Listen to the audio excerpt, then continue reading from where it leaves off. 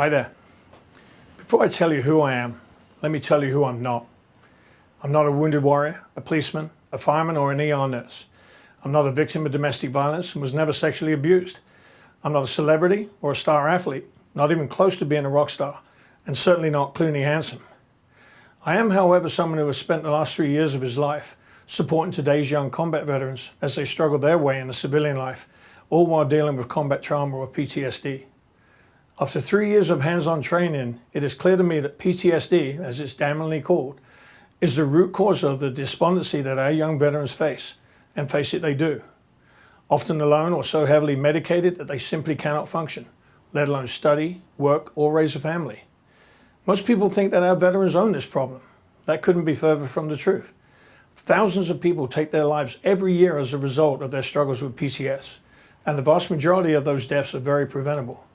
From combat to the streets and the family unit, to daily police work, to a house fire or a car accident, to 60 shifts in an ER, good people struggle with their inability to talk about the trauma they experience. If we cannot convince them that asking for support is a sign of strength and not an inability to cope, they will continue to take their own lives and remain in the shadows.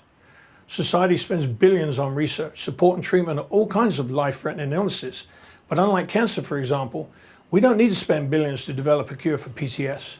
We know what PTS is all about.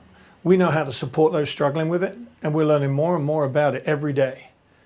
From the VA's peer support network, to PTS-related non-profits, to wellness teams in fire and police departments, to schools, medical providers, law enforcement, and the courts, people are slowly learning that PTS is a normal reaction to an abnormal event.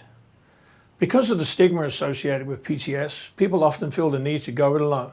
They're often angry, self-medicated, and despondent, and their pain goes away with an all too common and tragic end result: suicide. Suicide in numbers each and every year that far surpasses those souls we lost on 9/11 and those we've lost in combat over the last 10 years. And all because people simply cannot find an easy way to say, hey, I'm struggling with this. So here's the bottom line. I'm prepared to spend the next year of my life to help drive a campaign to normalize PTS. Will you join me? If your answer is yes, go to our site. Share your story or register as a caregiver, a donor, or someone who just wants to get involved. And finally, and most important of all, if you are struggling with PTS, please register with us. Please give us a chance to help you understand that what you're going through is normal and not something that you need to be ashamed of.